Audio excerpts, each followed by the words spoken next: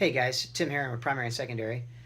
And this is in response to a post that was on one of the PNS Facebook pages a little earlier today regarding a guy that's got an issue that he believes to be sights that are misaligned from the OEM and not zeroed to the gun.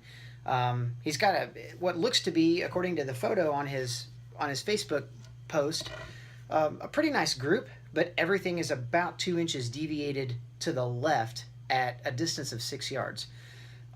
So, in answer to that, and kind of put to rest a few things, there's been a lot of kind of back and forth talk about, yeah, it's a sight issue, or no, it's a shooter issue. So I went to the range today and decided to take with me one of my competition guns. This is a 1911 chambered 9mm. I took it because I know this gun inside and out. I know what the zero is on it.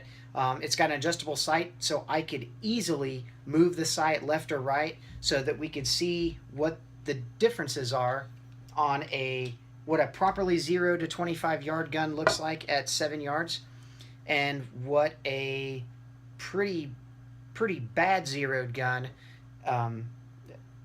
would be at that same distance, and the level of impact it would have on your point of aim or point of impact on the target at a distance of 7 yards.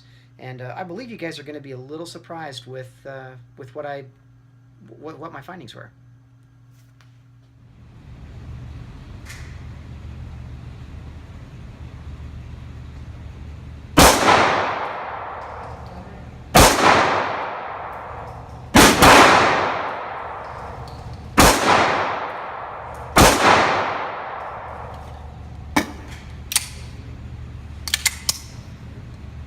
Okay, so that group was fired with, as you can see, the sight literally way off to the right at 7 yards, aiming and holding dead center X.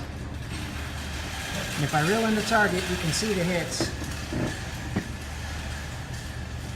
The hits are pretty well centered right on the X, so that's within 1.5 inches of absolute point of impact, point of aim on a gun that actually has the rear sight skewed off to the right. So it actually should be causing me to have a shift in point of impact to the right, and it doesn't.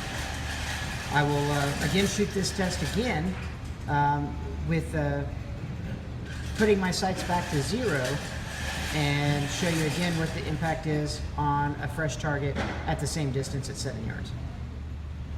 So we got a fresh target out there at 7 yards.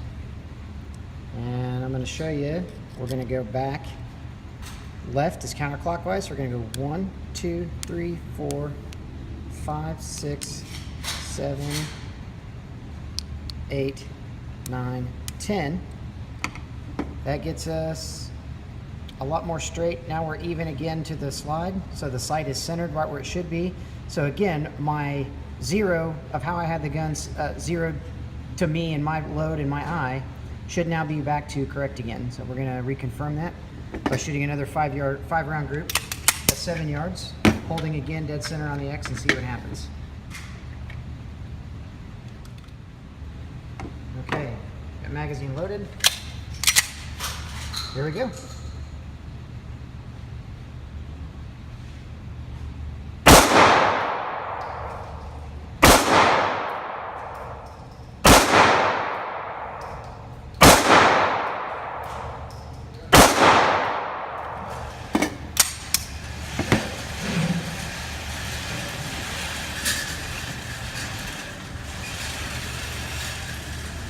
So again, there's with what I know is a perfectly centered and zeroed firearm with the sights perfectly centered where they need to be.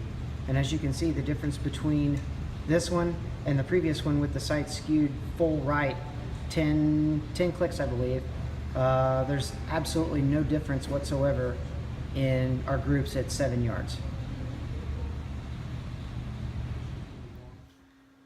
So there you have it.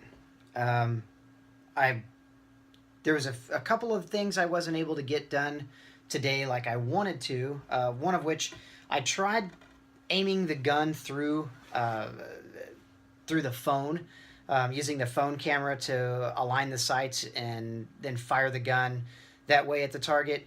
Unfortunately, it with the camera zoomed at the target, it makes everything so crazy. I just couldn't do it and feel comfortable with giving you guys the results that I was looking for. So therefore, I basically just turned the camera on the target and ended up shooting everything the way I typically would, just two hands and just again sighting my eye through the sights to the X on the target.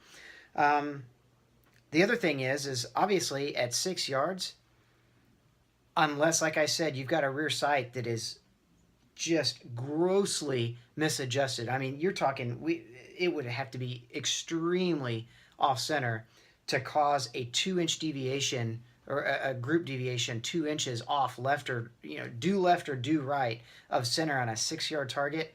Um, Tends to probably be I don't even say probably tends to be more so shooter based than it is a mechanical accuracy issue with the gun.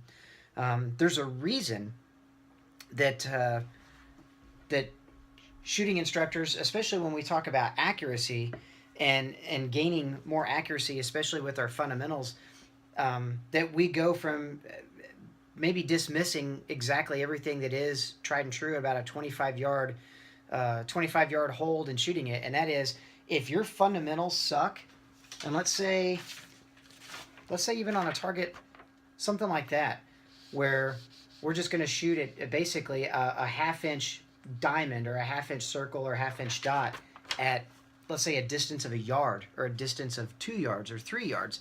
There's a reason instructors do that, and the reason that we do things like that is to completely eliminate any mechanical deficiencies in accuracy with the firearm itself. And in order to shoot one hole groups on a 1 inch dot like that or a half-inch dot, it's on you, the shooter.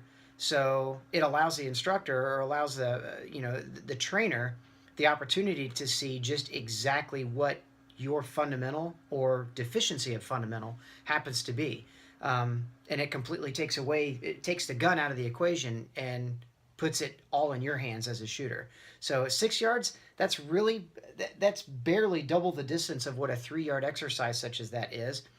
And again, that's not going to make a huge detriment in difference to what the point of impact is going to be, unless, like I said, you've got a sight that is visible with the naked eye. It is skewed clear to either the far left of the slide or far right of the slide. Anything other than that, I'm pretty much going to say is much more a shooter's detriment in their fundamentals than anything else. So anyway, I hope this kind of clears things up. And until next time, shoot well.